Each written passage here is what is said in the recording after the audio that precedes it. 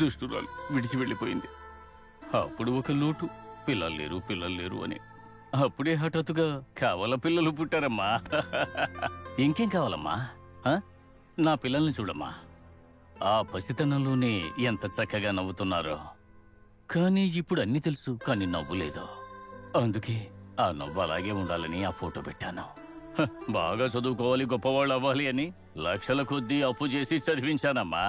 IAS, IPS, doctor, engineer, America, Australia, foreign కి వెళ్ళాలి అన్నారు. పెద్దవాళ్ళు అయిన తర్వాత వాళ్ళ దారి చూసుకుని వెళ్ళిపోయారు. వాళ్ళని సంస్కారవంతులుగా పెంచలేదు, వ్యాపారస్తులుగా పెంచాను. అమ్మా నాన్నల్ని ఎలా చూసుకోవాలి అనేది నేను నేర్పించలేదమ్మా. కుటుంబ భారం మోసే సమయంలో కుటుంబ బాధ్యత నేర్పించలేదు. తప్పు నా మీదే ఉందమ్మా. తల్లిదండ్రులది తప్పమ్మా, తప్పే. కన్నవాళ్ల కంటే విదేశాల మీదే వ్యామోహం ఎక్కువైపోయింది. కన్నవాళ్లకు గౌరవం ఇవ్వకుండా డబ్బు, కారు, బంగ్లా వాటి వెనకే పరిగెడుతున్నారు. కన్నవాళ్లకు గౌరవం ఇవ్వడం అంటే తల్లిదండ్రుల్ని వృద్ధాశ్రమంలో పెట్టడం. పిల్లలు కళ్ళు తెరిచినప్పుడు అమ్మా నాన్నలు కూడా ఉంటారు. తల్లిదండ్రులు కళ్ళు మూసే సమయంలో పిల్లలు తమతో పాటు ఉండాలి అనుకోవడంలో తప్పే ఉందమ్మా. అది ఇప్పుడు అర్థం కాదు.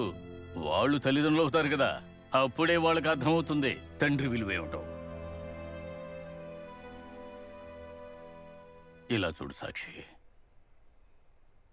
ఏంటంకుల్? జన్మనిచ్చింది అమ్మైనా భుజం మీద మోసింది తండ్రి. అన్నం పెట్టింది అమ్మ, కడుపు కట్టుకుని సంపాదించింది తండ్రి.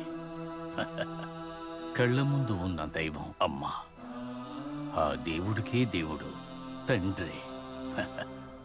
అమ్మ పిల్లల్ని ప్రపంచానికి పరిచయం చేస్తుంది, కానీ తండ్రి ఆ ప్రపంచాన్ని పిల్లలకు పరిచయం చేస్తాడు. దీన్ని అర్థమయ్యేలా చేయడంలో నేను ఓడిపోయానమ్మా, ఓడిపోయాను.